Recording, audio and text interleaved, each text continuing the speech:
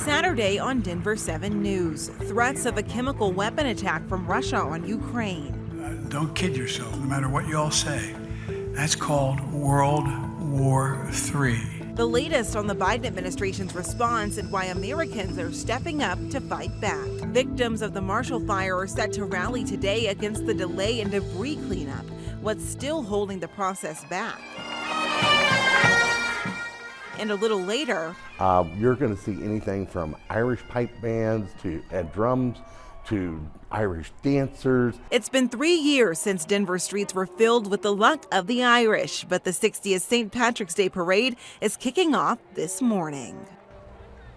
Well, good morning. I'm Jessica Crawford. Welcome to Denver 7 News. And I'm Katie LaSalle. Thank you so much for joining us.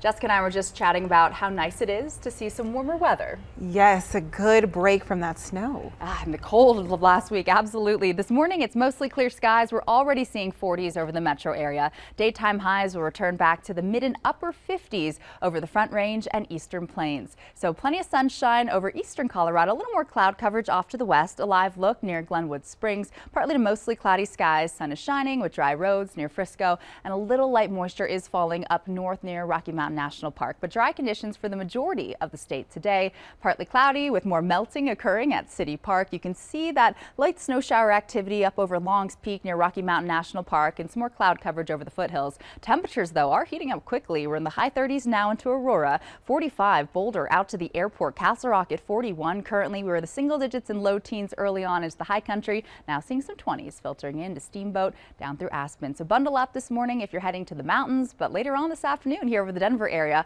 high 50s expected, even warmer for tomorrow. More in your extended forecast still to come. All right, thank you, Katie. Well, it's been a long night for lawmakers at Colorado's capital. Republicans are still working to stall a vote on a bill declaring every pregnant person in Colorado has the right to an abortion.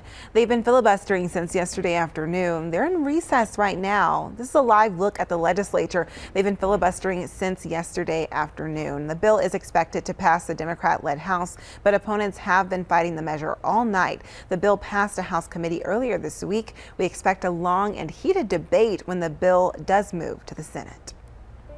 Well, the Pentagon's now warning Russia could use chemical weapons. President Biden has warned Russia will pay a severe price if it moves forward with this reported move. And this comes with new evidence that Russian troops are repositioning their forces to take over Ukraine's capital. Here's ABC's Karina Mitchell. Russia's attacks on Ukrainian cities and civilian areas unrelenting. In Mariupol, the city where a children's and maternity hospital was hit earlier, now seeing more bombardment with reports of shelling every half hour. The mayor of Mariupol describing the siege as Armageddon. The situation is awful. Russian army continues to do airstrikes, air bombing, artillery shelling. Ukrainian President Volodymyr Zelensky posting this address to Instagram, saying the mayor of Melitopol was kidnapped, saying the actions of Russian invaders will be equated with those of, quote, ISIS terrorists. All of this while the huge column of Russian tanks that had been stalled for over a week outside of Kyiv now on the move again. New satellite images show the Russian convoy that once spanned 40 miles is now as close as 9 miles from the city center. And we do assess that the Russians are beginning to make more momentum on the ground towards Kyiv. Despite the critical situation in many parts of the country, there are ominous warnings today of how much worse it could get. A U.S. senior official saying Russian forces are bringing in hazmat suits amid fears Russia might stage a chemical weapons attack in the country and blame it on Ukraine and the U.S. The president saying Russia would pay a, quote, severe price, but wouldn't say what that cost would be, continuing to emphasize that U.S. troops will not engage with Russian forces in Ukraine. Karina Mitchell, ABC News, New York. U.S. officials are also warning Americans against joining the fight in Ukraine. According to the Associated Press, thousands of Americans have applied to fight in Ukraine, with about 100 making the cut so far. The State Department says Russia will treat foreign fighters as mercenaries, opening them up to mistreatment by Kremlin forces if captured. Well, we spoke to Colorado veterans who say they're not surprised to see former service members signing up to fight. There's veterans out there that think this is just wrong, you know, and these people need help, and we're going to go do it. I can't speak for every veteran, but we have I wouldn't say conditioning, but a greater sense of good that's a part of us. And when we have an opportunity to stand up, for the underdog or stand up for what's right, we're going to do that. Meantime, the refugee crisis in Eastern Europe continues to grow. The United Nations says more than 2 million Ukrainians have fled the country in the 2 weeks since Russia invaded. More than 2 months after the Marshall Fire, people are starting to get fed up. Yeah, the timeline for the debris cleanup, it continues to get pushed back. And as Denver 7's Christian Lopez explains, people are going to rally this afternoon to push for a faster cleanup. Yes, they are. The debris removal process was supposed to start on March 1st, but it keeps getting delayed, and Marshall Fire victims are getting frustrated. The reason it keeps getting pushed back is because of a lawsuit that was filed by the group demanding integrity for government spending, also known as DIGS. They're claiming Boulder County violated the state's open meeting law by not involving the public when they chose the cleanup company. So they're asking the county to start the contract selection process all over again. And this is halting the debris removal process. Marshall Fire victims are getting tired of it. So they will be rallying today at 2:30 at the Louisville Arboretum. And their message is that they want toxic waste and debris removed immediately so they can return to their community and start rebuilding. As far as the lawsuit goes, there is a hearing set for Friday, and if the court sides with the county, then the debris removal process can get started almost immediately. I'm Christian Lopez, Denver 7. Most Marshall Fire victims are determined to return home to rebuild their lives in their neighborhoods.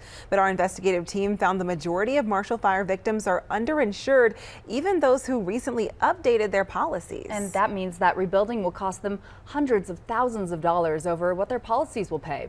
Denver 7's investigative reporter Jennifer Kovaleski is taking those concerns now to lawmakers.